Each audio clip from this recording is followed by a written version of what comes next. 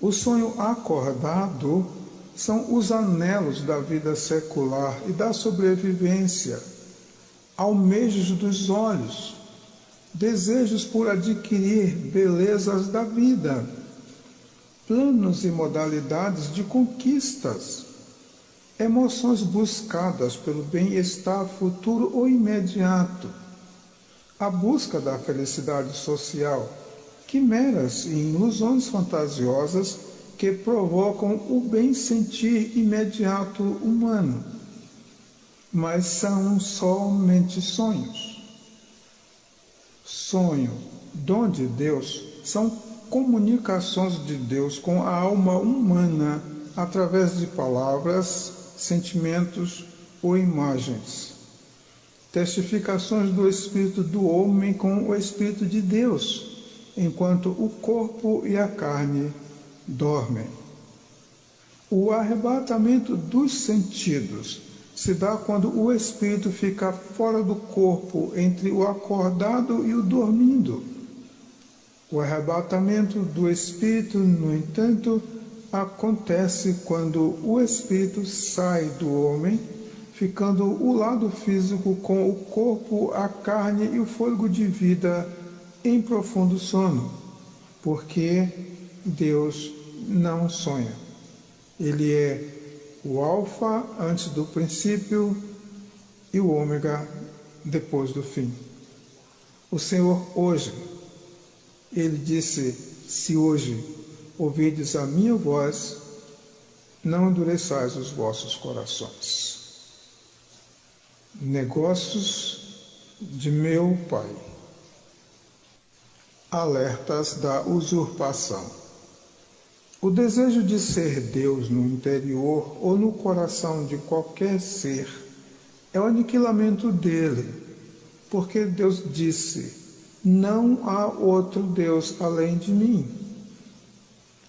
Ou se crê nesta verdade, ou se terá que crer a mentira. Mas vale lembrar que, quando ficou escrito sobre o império da morte, não se tratava de tornar a morte imperadora, nem o reino das trevas transformar a treva em rainha ou imperadora. O que teria poder e influência de imperador seria o medo causado pela morte. Porque, com medo da morte, as pessoas se sujeitavam a tudo. Não que a morte fosse uma deusa. As trevas não têm reino nem rei, mas o pecado dominou de tal forma que o erro do homem lhe mergulhou em tão grandes trevas que definhou as suas próprias forças. A alma que pecar, esta morrerá. E se não entender Deus, não compreender Deus, não aceitar a Deus como Ele é e não se submeter ao Senhor, são trevas, é treva. Isso aí reina sobre qualquer que desconheça a Deus e lhe negue.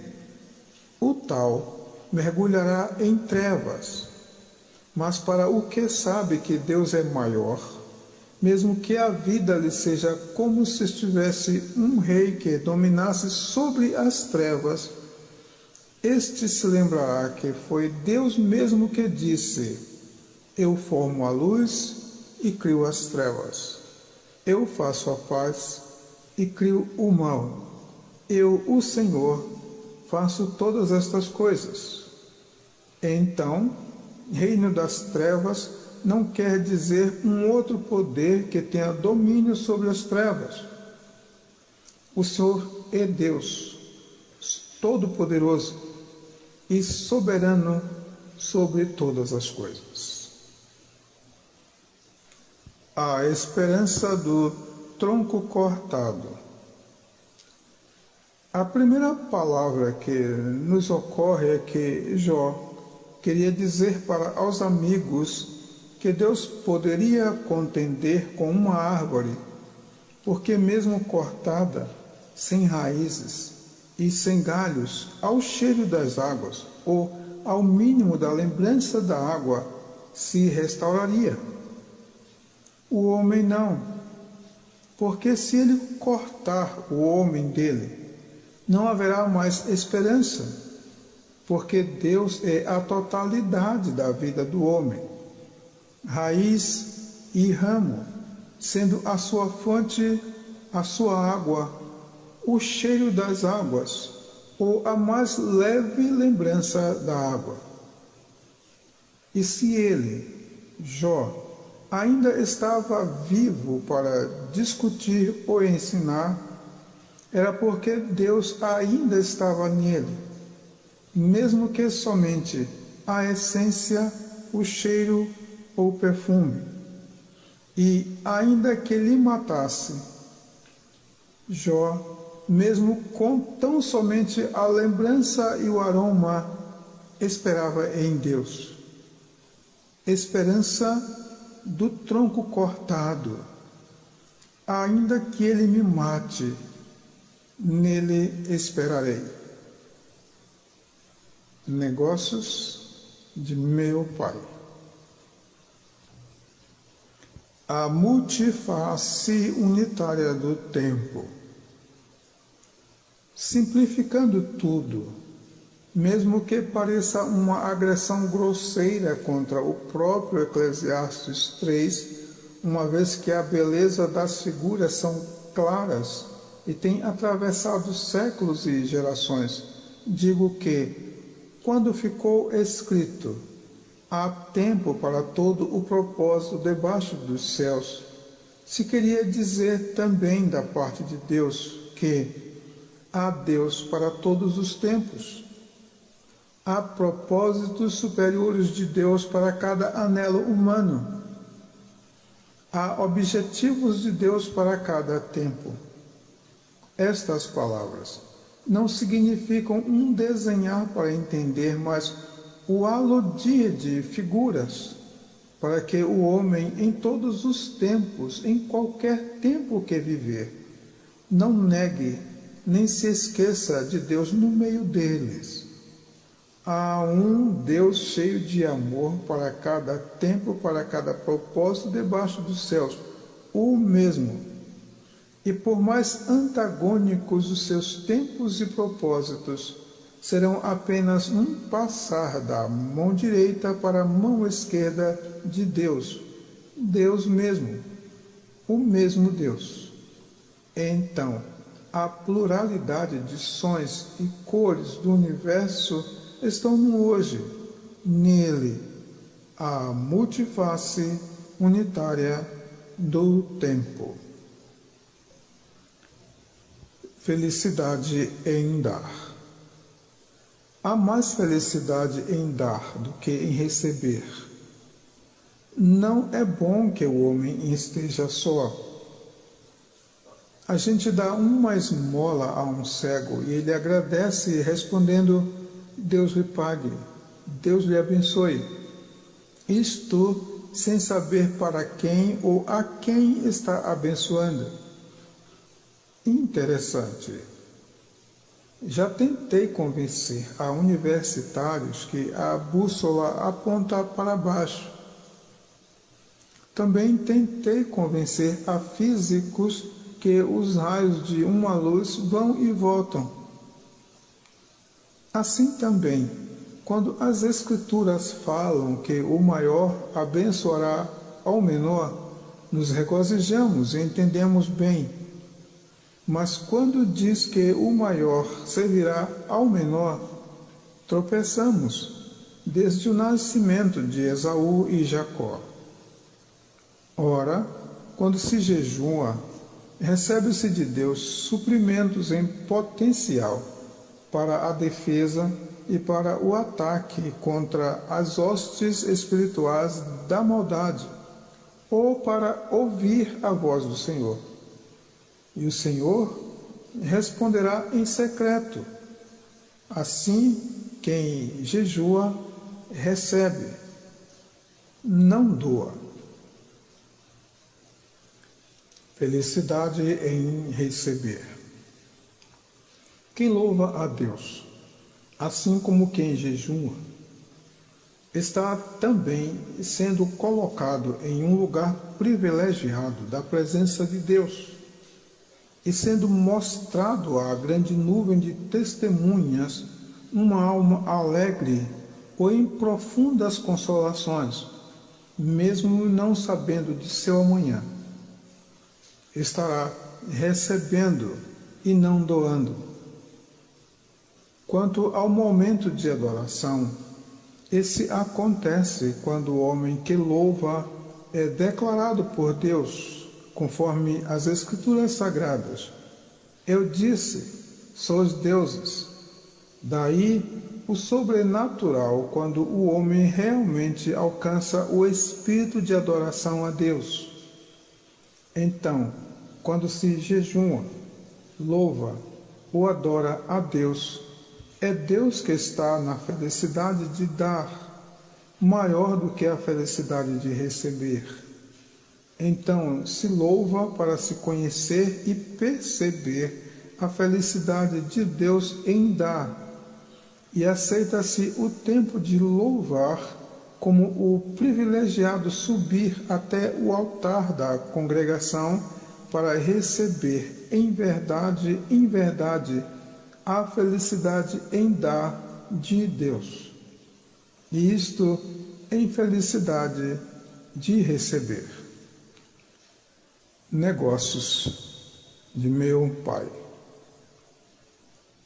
O homem, pela mente de Cristo, experimenta as coisas que a fé chamaria não são como se já fossem. Amor que não havia, não haveria, nem haverá outro maior. Amor que não há outro. Poder que não tem outro, não existe outro. Luz no sentido saber que não há outro ou procedente de outro. Imaginemos nós na condição de filhos de Deus ainda dentro deste ventre. Coloquemo-nos neste ventre que se tipifica em nossa imaginação.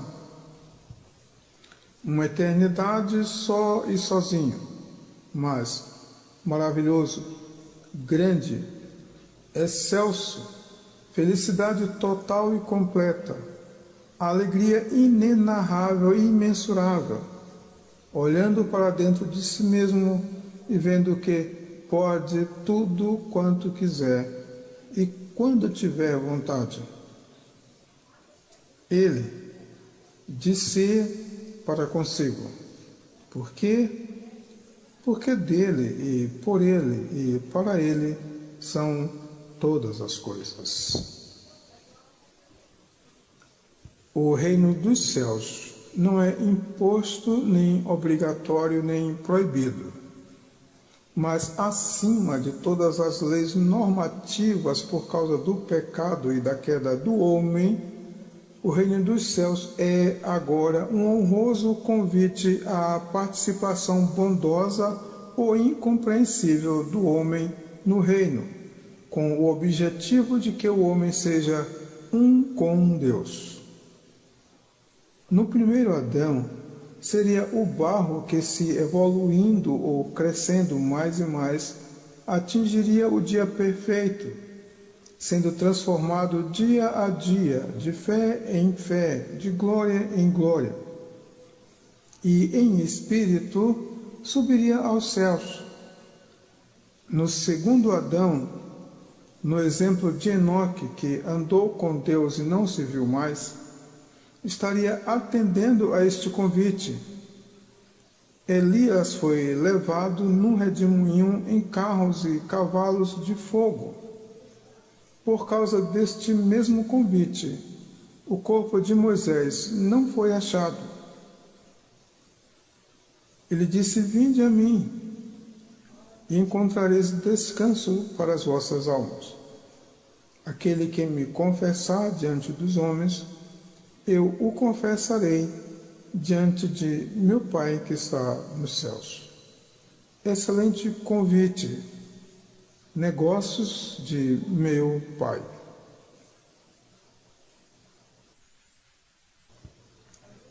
Negócios de meu Pai. Estive pensando no anteriormente sobre vontade, poder e querer.